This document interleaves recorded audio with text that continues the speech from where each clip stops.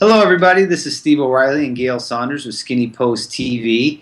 Today's daily question is, who is the most overrated and underrated players going into 2012? Gail, what do you think? When a guy gets $33 million in the last 3 years, that's if they pay him this season, that would be Kevin Cobb.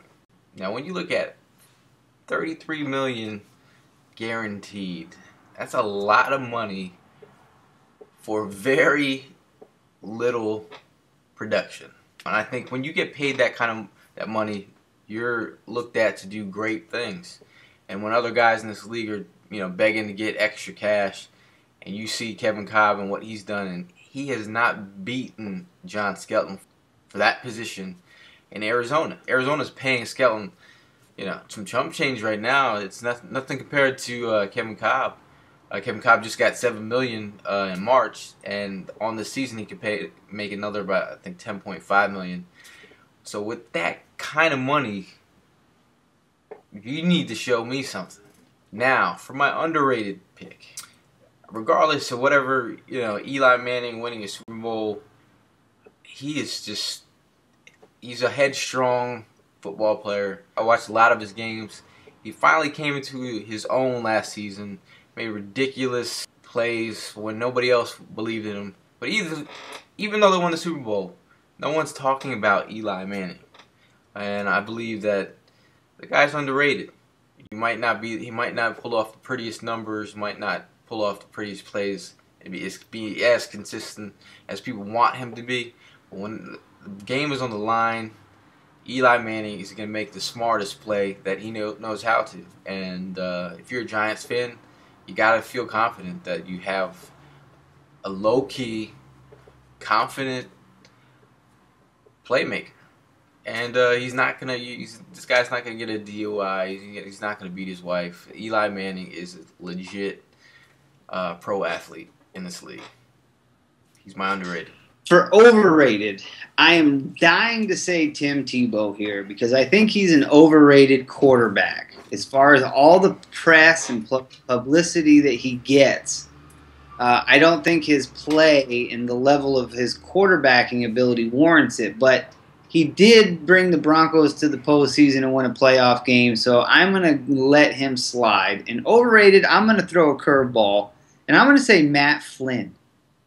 I think that Matt Flynn had a great game coming in for a team that was clicking, went 15-1, and yes, he did dominate and set records in one game. But it kind of reminds me of back when Scott Mitchell stepped in for Marino back in the Miami days, had a couple of 300-yard games, got a big contract with Detroit, and it didn't pan out.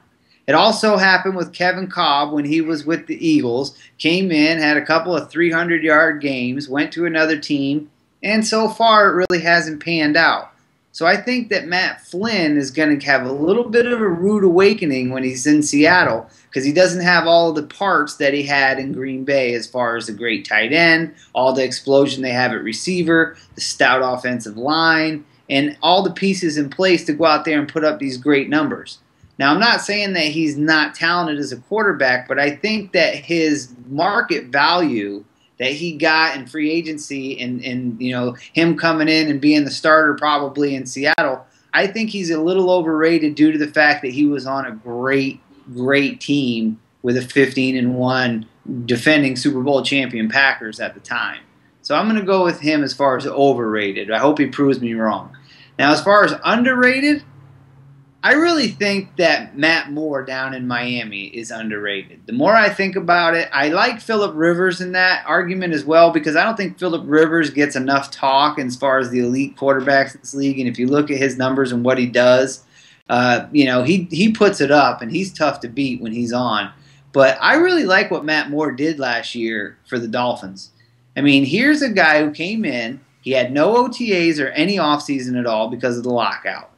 Chad Henne was the starter, took all of the reps when they did get into camps with the first team. So Matt Moore is just on a new team, watching everything happen. Then all of a sudden he jumps in when Henne goes down, and they start winning ball games. He jumps on, what were they, 0-7, 0-8, something like that? Yeah. And what did he do? He won 6 out of the last 9 games. So they were what, 0-7. He won 6 out of the last 9.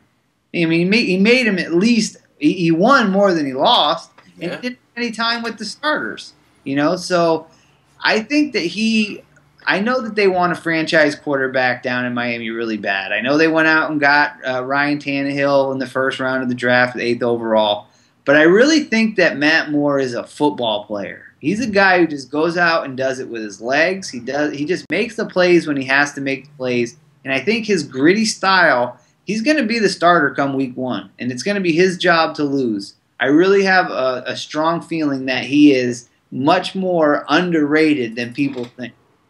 I mean, there's a reason, Gail, that the Carolina Panthers tendered him with a 1st and a 3rd round tender, meaning any team that wanted to come and take him back when they had Jake Delhomme had to give up a 1st and a 3rd. That's the highest tender you can give him. So obviously the coaching staff at Carolina saw this guy and thought, he's going to be a player, we want to keep him around.